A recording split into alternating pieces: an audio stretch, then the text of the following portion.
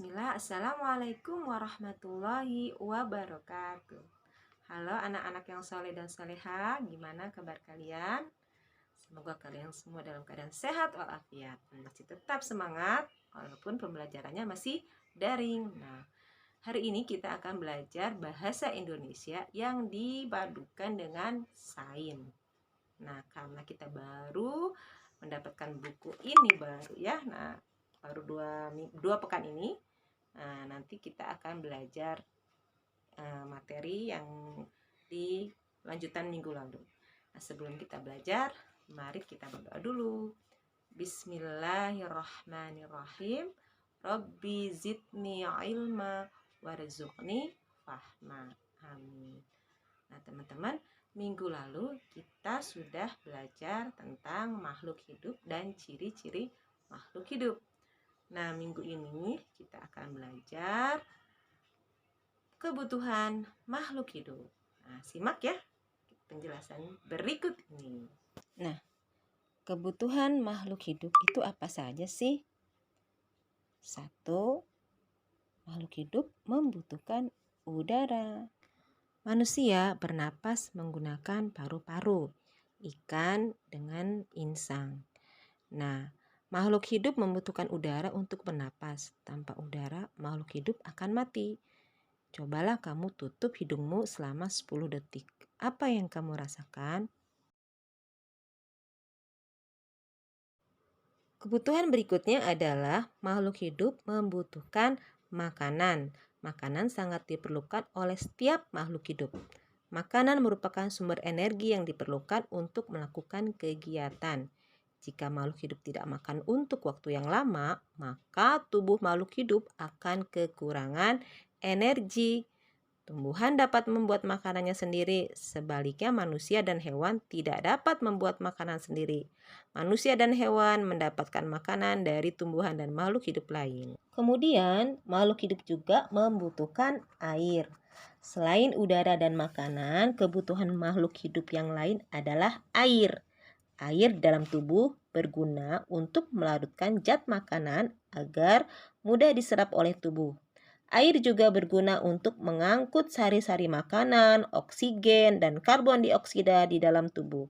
Selain itu, air juga digunakan oleh manusia untuk mandi, minum, mencuci piring, mengepel lantai, dan menyiram tanaman. Selain itu, makhluk hidup juga memerlukan tempat hidup atau tempat tinggal untuk tumbuh, berkembang, dan beraktivitas. Pernahkah kamu memperhatikan burung yang terbang di angkasa? Kemana mereka akan kembali setelah terbang? Burung-burung itu tentu akan kembali ke sarangnya. Sarang adalah rumah atau tempat tinggal burung. Hewan liar lainnya seperti semut, ular, musang, dan tupai juga memiliki sarang. Hewan dapat hidup di air, di darat, dan keduanya. Ada yang hidup di darat dan di air seperti katak. Kemudian ada tumbuhan yang hidupnya di air seperti tumbuhan teratai, kangkung, dan lain sebagainya. Bagaimana dengan tumbuhan? Tumbuhan juga termasuk makhluk hidup. Nah, tumbuhan dapat membuat makanannya sendiri. Tumbuhan mengolah makanan di daun. Proses pengolahan makanan pada daun tumbuhan disebut fotosintesis. Bahan dasar fotosintesis adalah air dan zat hara yang terdapat di dalam tanah. Air dan zat hara diserap oleh akar tumbuhan. Kemudian diangkut ke daun untuk diproses menjadi makanan. Tumbuhan juga mengambil karbon dioksida dari udara. Selanjutnya, air, zat hara, dan karbon dioksida diolah menjadi makanan dengan bantuan sinar matahari. Nah, lihat ya, ini di gambarnya nih ada tumbuhan sedang membuat makanannya sendiri dengan bantuan sinar matahari dan gas CO2, karbon dioksida. Nah, gimana teman-teman? Sudah jelas penjelasan hari ini dari Umu Titin? Nah, Gimana teman-teman hari ini?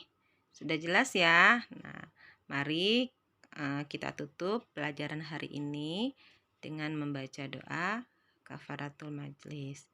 Jangan lupa ya, nanti kalian ulangi pembelajaran hari ini mengenai kebutuhan makhluk hidup. Nah, untuk hari ini kita tidak mengerjakan tugas ya teman-teman ya. Cukup kalian membaca ulang buku sains mengenai kebutuhan makhluk hidup.